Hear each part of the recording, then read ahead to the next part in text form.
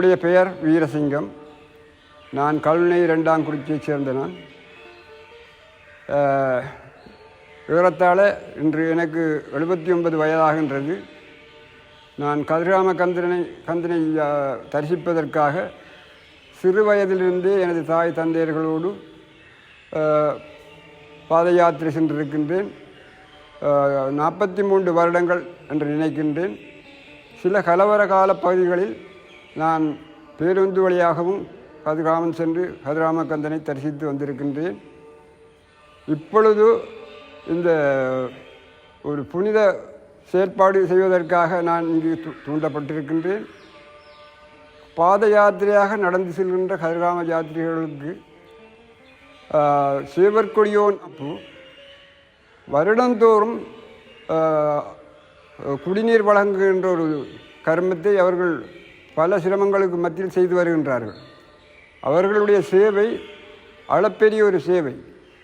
அந்த சேவையில் ஈடுபட வேண்டும் என்ற ஒரு ஆசையின் நிமித்தமாக நானும் சேவற்கொடியோன் அமைப்பில் சேர்ந்து என்னால் முடிந்த சில உதவிகளை செய்யலாம் என்று நினைத்து இந்த பணியை ஏற்றிருக்கின்றேன். எனவே கதிர்காம யாத்திரை செல்கின்றவர்கள் உகந்தையிலிருந்து அவருடைய பாத யாத்திரையை சிலர் தொடங்குகின்றார்கள்.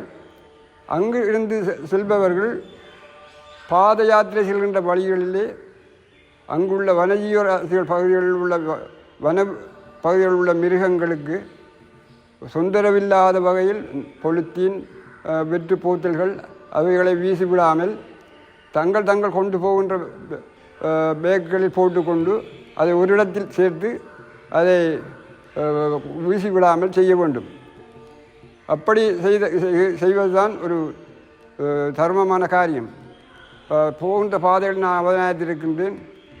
கதிர்காமம் உகந்தி தொடக்கம் கதிர்காமம் வரைக்கும் காட்டில் 2 பகுதிகளிலும் வெற்றுப்போத்தல்களும் பொலித்தீன் பேக்குகளும் தான் நிறைய கிடைக்கும்.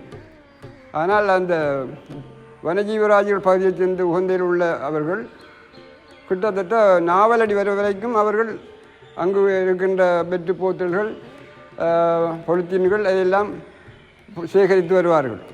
அப்படியான மற்றவர்களுக்கு இடையூறு இல்லாமலுக்கு நாங்கள் அந்த அந்த வேலையை செய்யாமல் அப்படித்தான் நாங்கள் வெற்றுப்போத்தல்களை பாவிப்பதாக இருந்தாலும் முடிந்த பின்னர் அதை எங்களுடைய பைகளில் போட்டுக்கொண்டு ஒரு இடத்தில் சேர்த்து அதை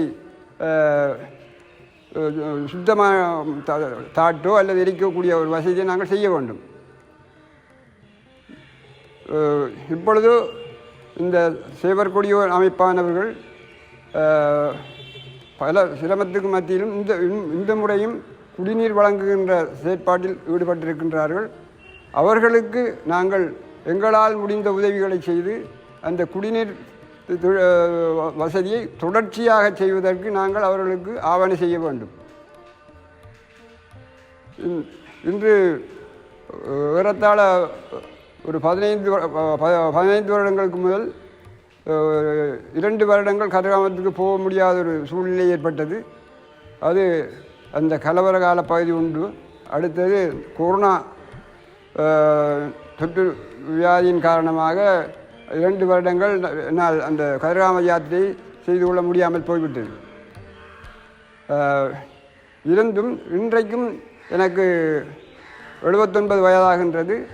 இந்த முருகப்பெருமானுடைய அருளால் இந்த வருடமும் நான் இந்த பாத யாத்திரை செல்வதற்கு உத்தேசித்திருக்கின்றேன். அதற்கு அவர்தான் எனக்கு அருள் புரிய வேண்டும்.